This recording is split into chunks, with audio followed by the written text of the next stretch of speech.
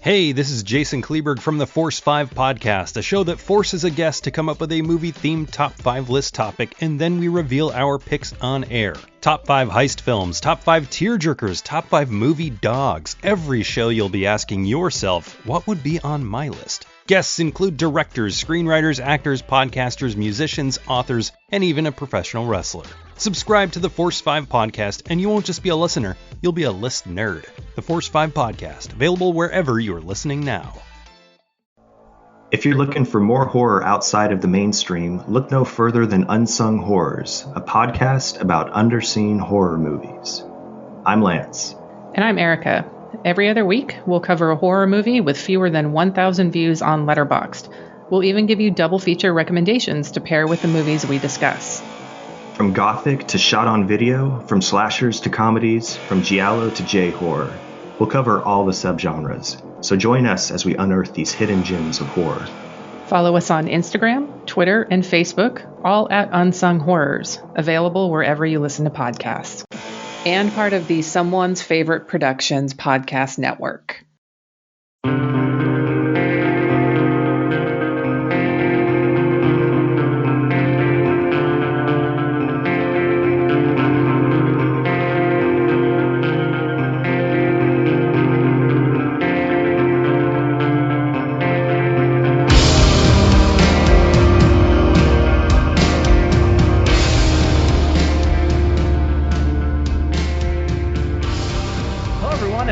Kulturecast. I'm Sean Liang. And I'm Chris Stachiw. Or are you Sean Liang and am I Chris Stachiw? Let's flip for it. It'll probably be heads. 156 times. Oh, man. Today we're going to be talking about Rosencrantz and Guildenstern Are Dead. It is not an adaptation of Shakespeare per se. It is more of a tangentially associated Shakespearean play. Yes. Focuses on the characters of Rosencrantz and Guildenstern, two minor characters from Hamlet. But before we get to that film, Sean, have you been watching anything this week? I finished Orange is the New Black, and everyone's sad about it. Actually, most people are mad about it, but I was sad about it. Most people are mad because bad. I admit that They've gone so many seasons without killing off main characters. I know, it's true. Well, this is the first season. I didn't like the last one, so I enjoyed this one. I admit I am a big fan still. But I definitely have to say I like the season a lot more than last season. Last season I was ready to give up on it. So I have seen only what my fiance watches. Oh, I see. Okay. I don't really like the show very much. I like it because there's lots of crying. I mean, I understand people who like it, and I understand why they like it, but I just can't get into it. That's fair. I get it. Yeah. What have I been watching? Honestly, nothing. Been busy. Coming off the holiday weekend, was going to try to go out and see Independence Day. That's right. Did not get a chance to. From everything I've heard from people whose opinions I trust, maybe it was a good thing I didn't get a chance to. Yeah, probably not worth it. So, which bums me out because I was super pumped for it. But hey, whatever, man. I understand. Probably it was set up to not be good anyways. Yeah. So it didn't exactly have a whole lot to offer. And then hearing that it was a bad movie just kind of, I guess, solidified in my mind. Well, maybe I had my hopes way too high. Yeah, maybe you didn't need to spend money on that ticket. Yeah, right. So, well, let's talk about Rosencrantz and Guildenstern Are Dead. I'm really excited to talk about it. Me too. Yeah. Film came out in 1990. It is based off of the play written by Tom Stoppard. The film is directed and written by Tom Stoppard, so he's pulling triple duty, having written the source material, directing the film, and writing the screen adaptation. Film stars Gary Oldman and Tim Roth as the titular characters and Richard Dreyfuss as the lead player. The IMDb synopsis for the film is: two minor characters from the play Hamlet stumble around unaware of their scripted lives and unable to deviate from them. Welcome, dear Rosencrantz and Guildenstern. Something have you heard of Hamlet's transformation? Since nor the exterior nor the inward man resembles that it was. Heaven make our presence and our practices pleasant and helpful to him. Aye. Amen. I want to go home. Don't let them confuse you. I am but mad, north to northwest, when the wind is southerly. I know a hawk from a handsaw. Exactly. Exactly what? Exactly why? Exactly why what? What? Why? Why what exactly? Why is he mad? I don't know. Will you walk out of the air, my lord? Into my grave? Indeed, that is out of the air. Glean what afflicts him. Me? Him. How? Question and answer. So your uncle's the king of Denmark? That's right. And my father before him. His father before him? No, my father before him. But surely, You may well ask. your father, whom you love, dies. You are his heir. You come back to find that hardly was the corpse cold before his young brother popped onto his throne and into his sheets, thereby offending both legal and natural practice. Now, why exactly are you behaving in this extraordinary manner? I can't imagine.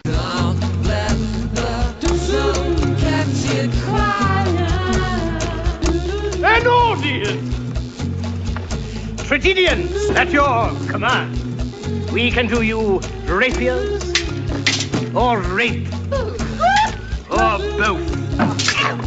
We're still finding our feet. I should concentrate on not losing your head. I like him not. Therefore prepare you. I your commission forthwith will dispatch, and he to England shall along with you. It is an exact command from the King of Denmark, for several different reasons, importing Denmark's health and England's too, that on the reading of this letter, without delay, I should have Hamlet's head cut off.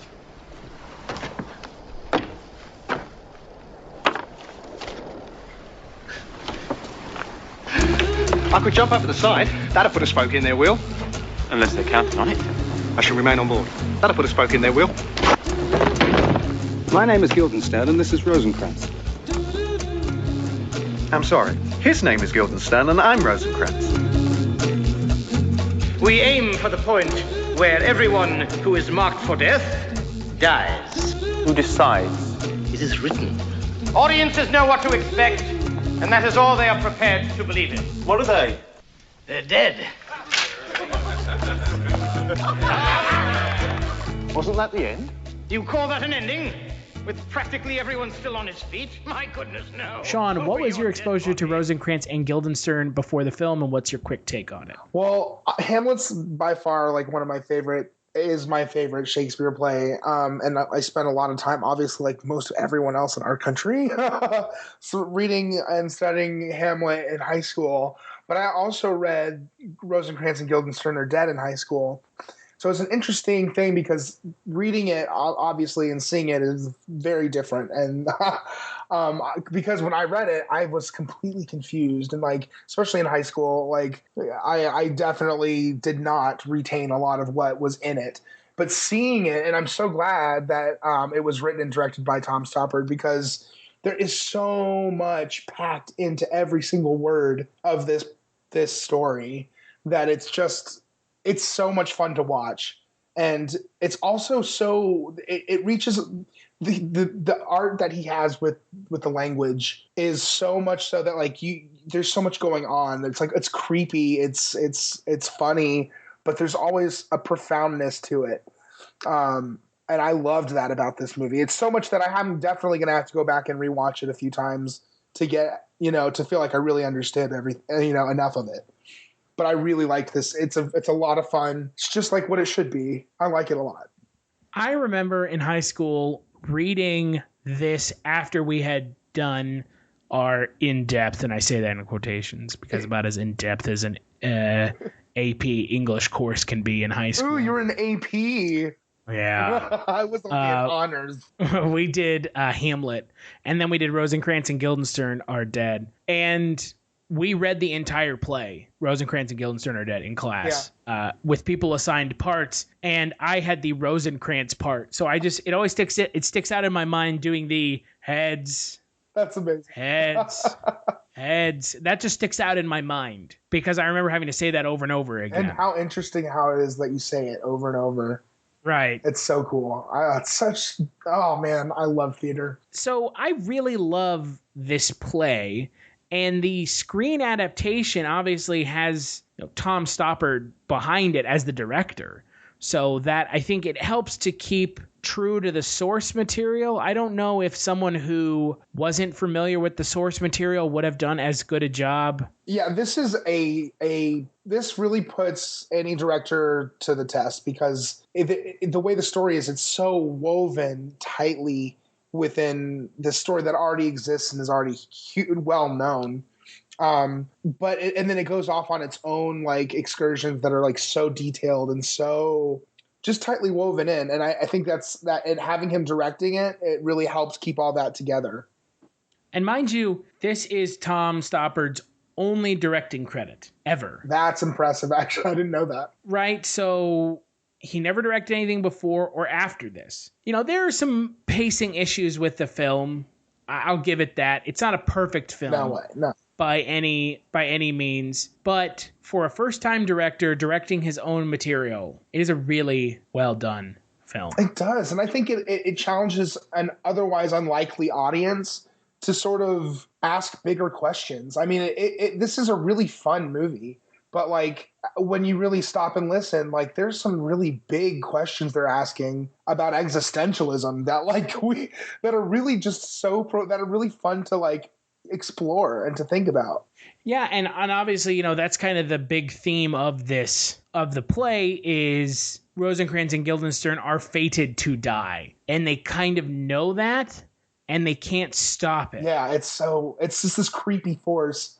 It's also pretty damn meta too, because I don't know if this is what it's going for. I always assumed, even in high school, that this is what it's going for. But when Rosencrantz and Guildenstern are talking about, like, do you remember anything? Like, what do you remember? Like, what was the first thing you remember? Yeah. I'm assuming they're talking about the fact that they are summoned into existence by the play. Exactly. And they had nothing going on before. I think it's amazing. I think it's so cool. Right? Yeah. It puts this whole different spin on Hamlet, a rather dour play that isn't, this is a relatively funny piece of work. Yeah. But Hamlet is so dour, and if you look at Rosencrantz and Guildenstern Are Dead and Hamlet, and you say, well, they're going on at the same time, and I would like to believe that, because again, Hamlet's so damn dour that, it's a tragedy, I get it, but I like the characters of Rosencrantz and Guildenstern in this film, not so much in the Kenneth Branagh Hamlet. But that's because I think Tim Roth and Gary Oldman really hit the nail on the head for the characters. Yeah. So I love it, because this movie, it's all about perspective in a lot of ways. And these two characters are easily very minor characters in a much bigger story. But the way he looks at it, the player says it, played by Richard Dreyfuss, who I thought was awesome in this movie. He says it like he's like every exit is an entrance somewhere else, and I think like everything he said like are gems of like meta like wisdom that comes from this from this story that is just so cool and interesting to think about from the perspective of two characters who you would normally not even think about. You know what I mean? Well, I think that's kind of the success of this play. Oh yeah, absolutely. Is the fact that these two characters are barely given any thought in Hamlet, and here they're completely fleshed out and given this really interesting story about how they're fated to die, and they don't feel like they could do anything about it. Yeah.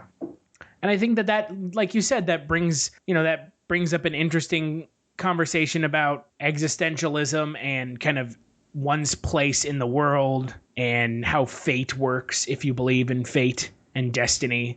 Because every time you read or watch Rosencrantz and Guildenstern, you're watching these two characters go to their deaths, and there's nothing they can do to stop it, because that's the way the play is written. Mm-hmm. And they make such a huge point of that towards the end of the film. They're like, well, could we have done anything different? Well, we'll try differently next time. Yeah, I love that. Oh, I love that. Right. And that, that just kind of it's kind of a critique on fiction as a whole. Anytime you watch a movie, it's these actions taking place. Are they actually taking place in the real world? Or in fiction? How does one perceive fiction? Fiction is ultimately just a lie. Everything about fiction is a lie. So, that's kind of the thing that I found really interesting is whenever you watch a film, these characters are always going to do the same thing, but they never realize it. Yeah. And in Rosencrantz and Guildenstern, it breaks the fourth wall, because these characters like, oh shit, we're gonna die, aren't we? Right. They start to realize it. Yeah. Yeah, we can't do anything about it. Even if they wanted to, they can't do anything about it. Yeah, because they even try to change the ending at the end, and they can't. They realize they can't. It's all an illusion. Yeah, when Guildenstern, played by Tim Roth, stabs Richard Dreyfuss. Yeah. They see, because he says it. It's all the audience wants what they expect, and they can't believe anything else. It's so amazing. Like, I just love the language, and oh man, I love it. I just such a great story. It really. It's the best Shakespearean thing Shakespeare never wrote. Yeah. Right? I agree. I think so. I think that for me is the biggest takeaway from the film, is that it's the best thing Shakespeare never wrote. Yeah, Stoppard takes, there's a reason he's like one of the greatest playwrights. He takes his own language stands up there with Shakespeare's. There's so much to decode from what he gives you that it's just as rich to me. And I think that's why I appreciate it so much. And he does it obviously because he's working with Shakespeare's one. Hello, filthy movie lovers. My name is Gentry Austin. And I'm Casey Scott. And we're the hosts of the Sin Syndicate, film podcast for something weirdos, anti-criterion bros, and Joseph Sarno aficionados. Join us semi-weekly as we peer into the adults-only theaters and sticky-floored cinemas of the golden age of sexploitation, when the morals were loose, the laws were murky, and the intercourse was all simulated. Find us now on the Someone's Favorite Productions podcast network.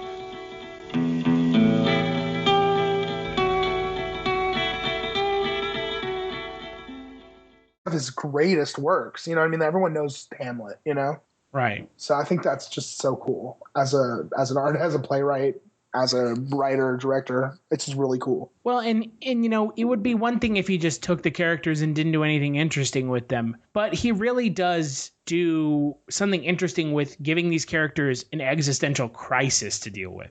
Yeah, absolutely. And also by keeping it really light. And I loved watching Guildenstern Rose.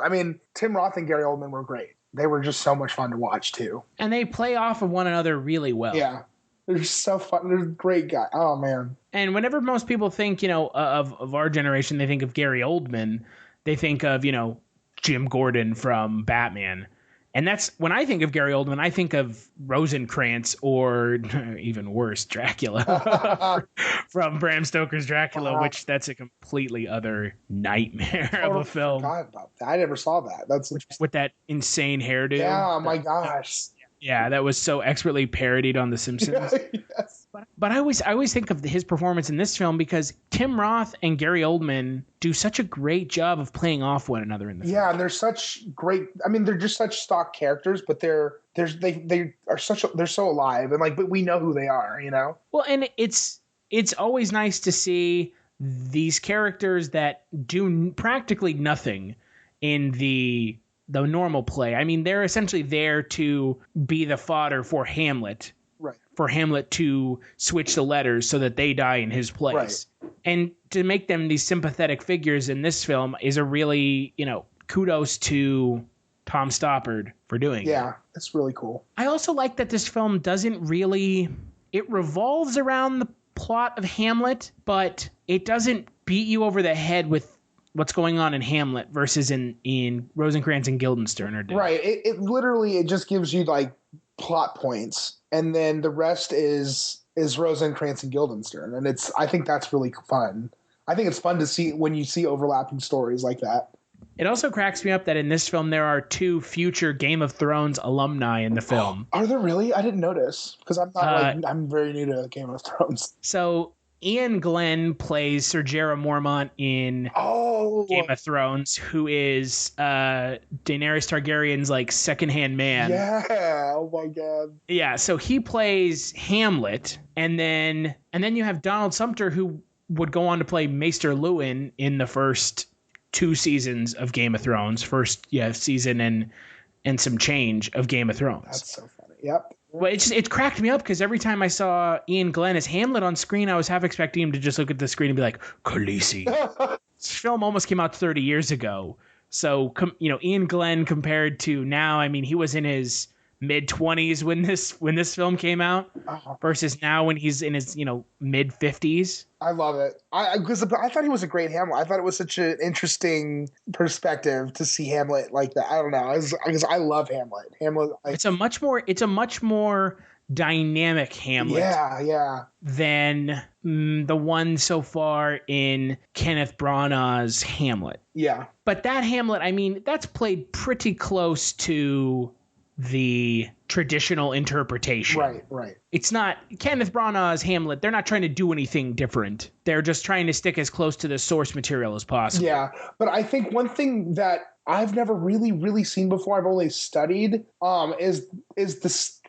Seeing Hamlet in this context really shows a really scheming, more emotionally collected Hamlet, because than we're used to seeing. I mean, I think a lot of times when we see Hamlet, it's like you said, it's like Branagh's Hamlet. It's this deep, emotional, very complicated character, with mixed feelings about, but we get to see the scheming aspect of, because he's a schemer. Like the whole thing, he uses emotions and like this to manipulate people. And that's something that really is highlighted through the context of seeing Hamlet and this light. I think that's why it's so cool to see the way Ian Glenn plays it as like this like totally crazy kid. You know what I mean? Yeah, no, he really does. He plays it a lot much lighter than I remember even when I read the play. Right. And mind you, I watched this in high school, but the last time I saw this was in high school after reading the play. We read the play and then we watched the movie. Right, yeah, that's exactly what we did, yeah. Yeah, so he plays it a lot more, kind of kiddish. But you start to see him sort of as he was, as like a very scorned kid. And I think that's very human and real. That sort of gets left out in like a more focused production of Hamlet. Right. But, I mean, let's be honest here. I almost want to say that the film is almost stolen by Richard Dreyfuss. Oh, I agree. He almost walks away with the entire film. He's so good, though. He's so good. I love that character, too, man. And I love Richard Dreyfuss to death. Yeah. He is one of my absolute favorite kind of veteran actors. Jaws. Yeah. Close Encounters of the Third Kind. Mr. Holland's Opus is fantastic, though it's a little cheese, a little too melancholy for me. But I really like this film and the way that they use the Richard Dreyfuss character, because his character is telling the story of the film before it even happens. Oh yeah, he's the hand, like he is the narrator, he is the storyteller. You know what I mean? Like I think that's what's I love about the character, is that he is this almost omniscient. I mean, he's almost like the god in this world. Like he's controlling everything, I mean, at one point in the film, they're putting on a play and they are talking about the Rosencrantz and Guildenstern characters in kind of a roundabout way. And Rosencrantz and Guildenstern ask Richard Dreyfuss, who are those two guys? And he goes, they're dead. And it's clearly supposed to be them hanging there. Right. Oh yeah. But it's totally like and that in itself, that whole mechanism, it's just like the play within a play in Hamlet. Like they use it. It's the same exact thing. They see themselves in the play. It's so, right. I love it. I mean, it's just so I love that layers and those layers and stuff. It's done really well. And it doesn't feel kind of overbearing in a way that someone who isn't as talented as Tom Stoppard. Yeah. It lends sort of to like an overarching like mystique to the whole story, which I think is great. I think it's cool. Right. It really requires multiple viewings to catch everything, and you probably won't catch everything even if you view it. Yeah, I was gonna say I don't know if I could ever catch everything. Yeah. Because ultimately, at the end of the day, there is so much going on in the film, especially with the characters of Rosencrantz and Guildenstern and their back and forth. I mean, their back and forth alone is so great, and there's so much going on, and they're going back and forth, and you're never sure if they understand what one another are saying. Yeah, exactly. Right? But I kind of always got the sense that they're one step ahead of one another, even if they don't realize it. Yeah, but they're still having really amazing conversations. It's really, I love it. That's really cool. They're one step ahead of one another, but they're never one step ahead of the player. The player, and they're kind of their ultimate demise. They cannot get ahead of that, but they can get ahead of one another. Yeah. So that's what kind of cracked. That's what cracked me. Yeah, I love that. I love also like just the simple prop use is so much fun. Like when he, I was cracking up when he had like the I guess it was like pots of like grains that were like swinging like the ball pendulums. Like the perpetual motion machine. Yeah, I was cracking up when he just like he's like, have a look at this, and then it just smashes. Oh man, the props. And he's like Rosencrantz. He's like not paying attention at all. Yeah, exactly. It's so funny. Yeah, it's great. And then when he juggles all those things and the build up, it's so great. Or he's walking down the banister and he's whacking the poles with his sword, and it's like making the musical notes. It's so funny. Oh man. The interplay between Roth and Oldman is the highlight of the film for me. Absolutely. That is the film to me. Yeah, it really is.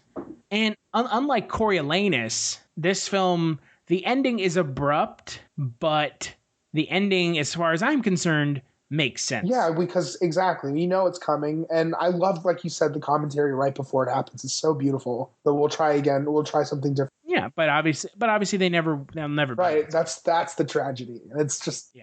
It is a tragedy. It is a tragedy. Yeah. But the tragedy is these two guys are doomed to be stuck in this loop. Yeah. They're stuck in this loop that they can never escape of existing to die because of Hamlet. Right. Oh man. Because Hamlet is a dick. Yeah, because he's emotionally selfish. Yeah, because Hamlet's looking out for himself, man. Right. I mean, and I think that is my favorite part of this film is the fact that you really gain a huge respect for these characters that otherwise are completely just non-issues in the original film. Yeah, but if you think about it, they should have that much respect. Even in the story, it adds that much weight to it. So it's so cool. Right. It's very cool. Right. I mean, because Hamlet more or less sacrifices his friends. Yeah, and they're childhood friends. Like that's something that there's a lot of story and pain there that is sort of just glossed over in the traditional telling of Hamlet. So it's great. It's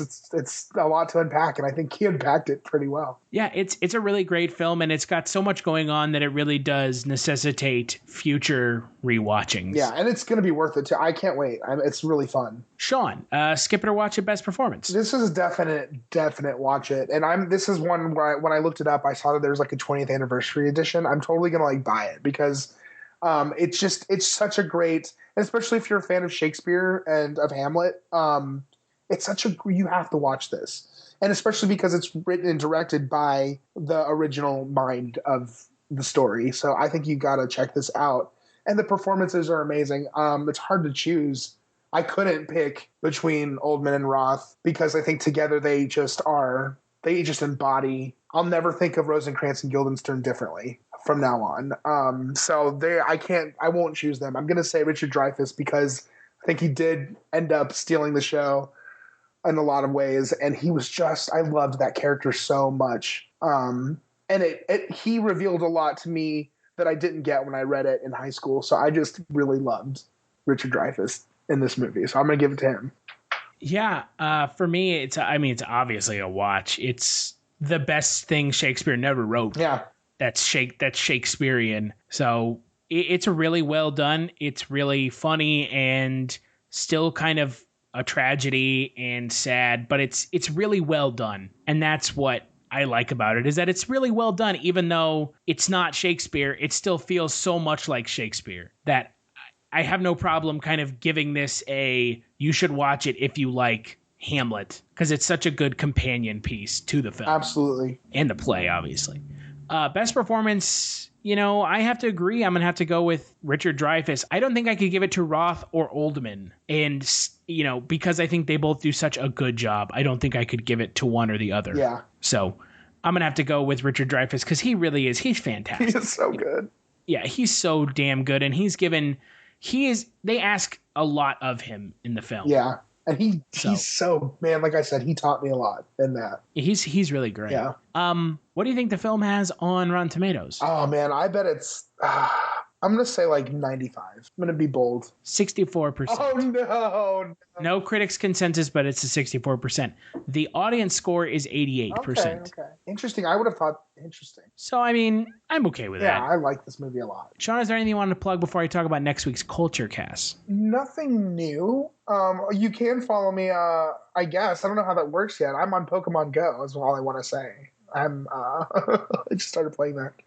Been catching all the Digimon. Huh? Yeah, all the Digis. All the Digimons. Those Digimonsters, those Pokemon. But as long as you can follow me on Twitter, I'm Shonifer, and on Facebook, I'm Sean Liaton. You can follow me on Twitter at Culture Stash, and you can follow Culture Shocked at Culture Shocked. If you like what you're listening to now, head on over to cultureshock.com/Kulturecast to check out 100+ episodes of the Kulturecast.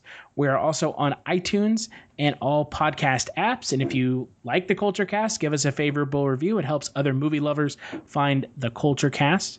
Big thanks as always to Evoca for the intro-outro music for the Kulturecast. That song you hear at the beginning and end is Lament off their self-titled first album. And if you want to kick a couple dollars our way, head on over to patreon.com/culture_shocked. It's not free or cheap to keep the lights on at 0069 Culture Shock Tower, so every little bit helps.